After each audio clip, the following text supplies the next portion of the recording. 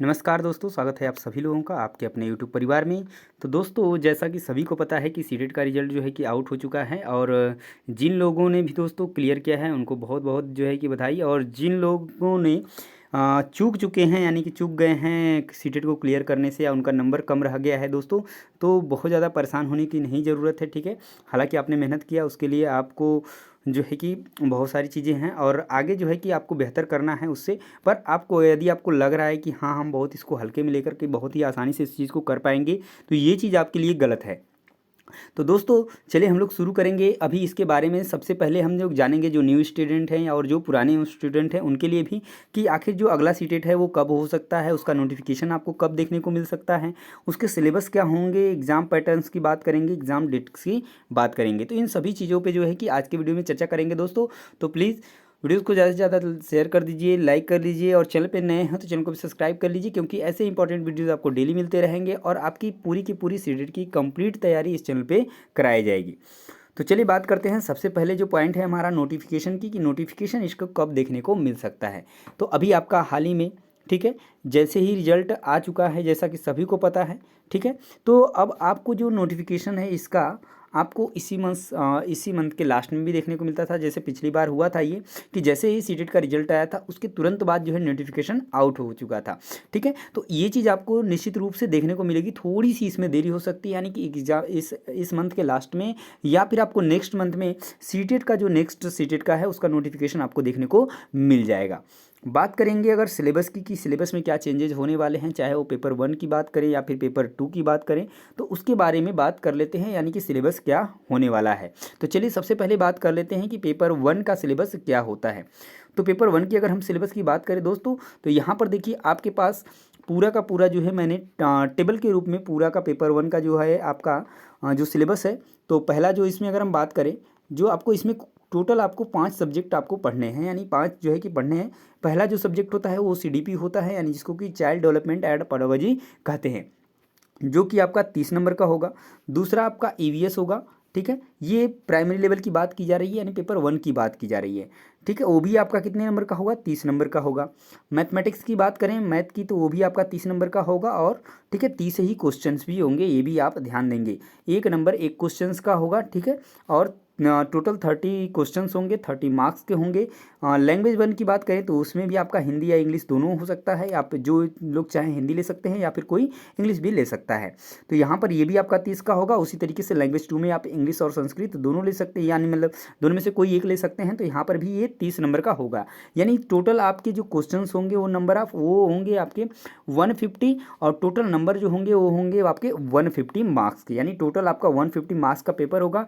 और आपको जो टाइम मिलेगा वो 150 ही मिलेगा, यानी एक क्वेश्चन पे आपको 1 मिनट का टाइम देखने को मिल जाएगा।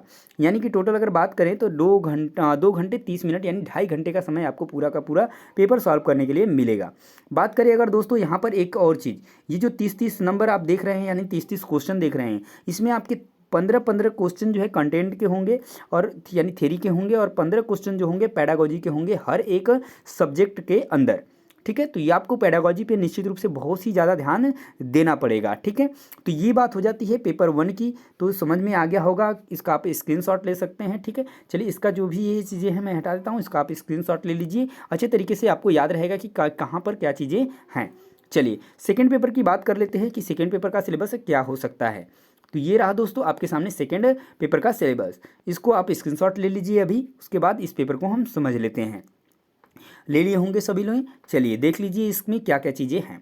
तो अब पेपर 2 में बात करें तो यहाँ पर 2 चीज़ें आती हैं, कि एक लोग साइंस के होंगे और एक जो है सोशल साइंस के होंगे, ठीक है। अब साइंस और सोशल साइंस दोनों के लिए मैंने इसी में इंक्लूड कर दिया है। उनके लिए जो एक सब्जेक्ट होगा ये सीडीपी का, वो कॉमन होगा सभी के लिए, ठीक है। ये आपके 30 नंबर की होगी, 30 क्वेश्चन सेम। उसी तरीके से अब सेकंड में आते हैं, तो जो सोशल साइंस वाले होंगे उनके लिए सोशल साइंस, और जो साइंस वाले होंगे उनके मैथमेटिक्स और साइंस मिल करके आएंगी।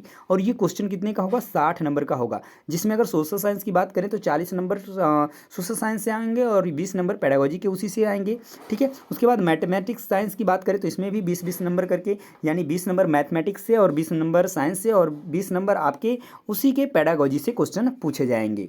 लैंग्वेज 1 की बात करें तो सेम उसी की तरह है जैसे कि पेपर 1 में था।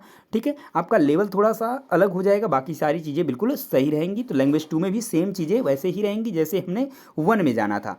ठीक है, उसमें आप 1 में इंग्लिश या हिंदी ले सकते हैं, सेकंड में आप भी हिंदी, इंग्लिश या संस्कृत ले सकते हैं। इस तरीके से आप जो है चीज़ें कर पाएंगे। इसके लिए भी उतना ही समय मिलेगा, यानी 150 मिनट मिलेंगे और समय जो है उतना ही होगा, मार्क्स भी उतने होंगे। हाँ, एक चीज़ और इम्पॉर्टेंट बात है, उसकी बात करेंगे तो यानी कि ये अगर कह ले, इसमें जो है निगेटिव मार्किंग आपकी नहीं होती है। क्या होती है? निगेटिव मार्किंग नहीं होती है, यानी कि पूरे के पूरे क्वेश्चंस आपको अटेम्प्ट करके ही आने हैं, चाहे जो भी हो। ठीक है, तो ये चीज़ हो गई सिलेबस की, इसका आप स्क्रीनशॉट ले लिए होंगे उम्मीद करते हैं। चलिए हम लोग आते हैं अपने पहले पेज पे। तो पहला पेज हमारा है, ये रहा। एग्ज़ाम पैटर्न की बात करते हैं। ठीक है, नोटिफिकेशन की बात हो गई, सिलेबस की बात हो गई। एग्ज़ाम पैटर्न की बात करें तो इसमें अगर बात करें ये ऑफलाइन होगा कि ऑनलाइन होगा, तो देखिए एग्ज़ाम जो आपका होने वाला है वो आपका 95% मैं कह सकता हूँ कि यहाँ पर आपका जो है ऑफलाइन एग्ज़ाम होने वाला है। इसमें कोई भी शक नहीं है। आपका एग्ज़ाम जो होगा क्या होगा? ऑफलाइन होगा। तो आपको उसी तरीके से तैयारी करनी है जैसे कि हम कर रहे हैं और कैसे एग्ज़ाम चल रहा है। ठीक है, अब उसके बाद बात करते हैं एग्ज़ाम डेट की, यानी एग्ज़ाम डेट कब आ सकती है, यानी एग्ज़ाम डेट क्या हो सकती है। तो एग्ज़ाम डेट की बात करें तो ये आपका जनवरी 2025 में आपको एग्ज़ाम डेट देखने को मिल जाएगी। ये आपका जनवरी में ही होगा, देखिए दिसंबर में नहीं होगा। ठीक है, ये आपका जनवरी में ही एग्ज़ाम डेट आपको देखने को मिलेगी। तो दोस्तों ये था पूरा इन्फॉर्मेशन, यानी आप अगर सीटेट का एग्ज़ाम देने जा रहे हैं तो ये चीज़ें सबसे पहले आपको मालूम होनी चाहिए कि क्या हमको पढ़ना है, क्या उसका पैटर्न होगा, ये कब तक हमारा टारगेट जो है मिलने वाला है, एग्ज़ाम कब तक होगा, ये सारी चीज़ें आपको मालूम होनी चाहिए। तो यदि आपको ये इन्फॉर्मेशन थोड़ी भी इफेक्टिव लगी है, आपके लिए थोड़ी भी यूज़फुल है, तो प्लीज़ ज़्यादा से ज़्यादा वीडियोस को लाइक और शेयर कर दीजिए और चैनल को भी सब्सक्राइब कर लीजिए। तो दोस्तों कल से स्टार्ट हो जाएंगी यहाँ इसकी क्लासेस, यानी सबसे पहले हम लोग सीडीपी की क्लासेस स्टार्ट करेंगे और बाकी सारी चीज़ें बाकी भी क्लासेस साथ में चलती रहेंगी। तो दोस्तों यदि अपनी तैयारी को बेहतर करना चाहते हैं, सीटेट क्लियर करना चाहते हैं, तो प्लीज़ चैनल को सब्सक्राइब करना नहीं भूलेंगे दोस्तों। तो मिलेंगे नेक्स्ट वीडियो में, तब तक के लिए जय हिंद।